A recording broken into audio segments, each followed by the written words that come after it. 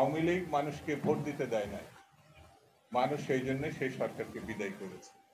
লুটপাট যে সীমাহীন হয়েছে, যা এখন আমরা বিভিন্ন পত্র পত্রিকার মাধ্যমে দেখতে পাচ্ছি, কল্পনা করাও কঠিন যে কোনো সরকারের নেতৃত্বে তার পরিবার, তার দল, তার সঙ্গী সাথীরা ব্যাংক থেকে শুরু করে সকল অর্থনৈতিক সংস্থা থেকে তারা বিপুল পরিমাণ অর্থ পাচার করে দিয়েছে।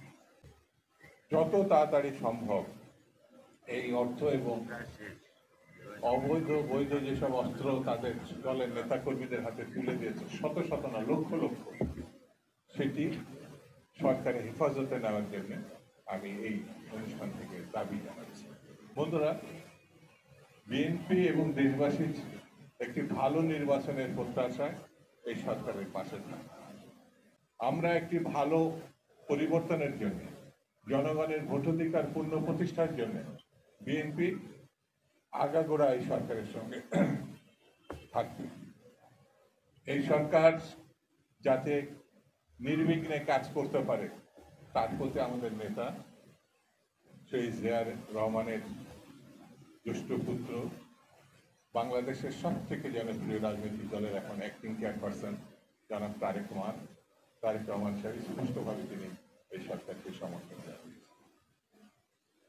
এই সরকারকে ভালো নির্বাচনের উদ্যোগ নিতে হবে, যে উদ্যোগের মধ্য দিয়ে এই দেশের মানুষ তার পছন্দের প্রার্থীকে ভোট দিতে পারে, এবং সেই উদ্যোগকে সফল করার জন্য দেশবাসী এই সরকারের সঙ্গে থাকবে। মনে করতে হবে এবং স্পষ্ট করেই বলি, আওয়ামী লীগের ফ্যাসিবাদী সরকারের সঙ্গে এই সরকারের একটি বড় ধরনের পার্থক্য আছে। আওয়ামী লীগ মানুষকে ভোট দিতে দেয় না, মানুষ সেই জন্য সেই সরকারকে বিদায় করেছে, এবং যে সরকারকে প্রতিষ্ঠা করেছে মানুষ মনে করে সেই সরকারের মাধ্যমে তারা তাদের অধিকার ফিরে পাবে।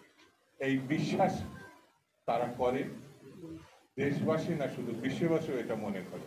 সেই জন্য সরকারকে সতর্ক হতে হবে এবং এটি যাতে সম্ভব হয় সেদিকে তাদের এগিয়ে যেতে হবে। হ্যাঁ, আমরা জানি পার্বত্য চট্টগ্রাম শুধু না, বিভিন্ন জায়গায় বিভিন্ন রকম উচ্ছৃঙ্খলতা, প্রতিবন্ধকতা, বিশ্বাসহীনতা, ষড়যন্ত্র এটা করা হচ্ছে। এমনকি জাতীয় মসজিদ বাইতুল মুকাররমে যে ঘটনা ঘটেছে সেটা বড়ই নিন্দনীয় এবং সময়ের বিচারে এটা আশঙ্কাজনক।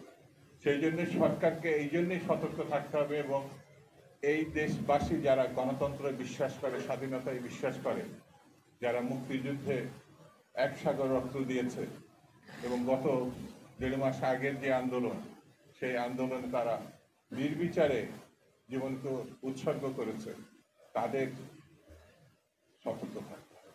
বাংলাদেশ 52-53 বছর হলো, প্রায় অর্ধ শতাব্দী স্বাধীন হয়েছে, কিন্তু অনেকেই মনে করে দ্বিতীয়বার স্বাধীন হয়েছে গত 5ই আগস্ট।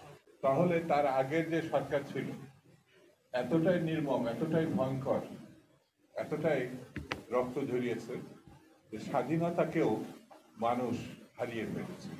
মানুষের গণতান্ত্রিক কোনো অধিকার ছিল না। ন্যূনতম একটি ভোট তার পছন্দের প্রার্থীকে দেওয়ার সকল ক্ষমতা সে হারিয়ে ফেলেছে।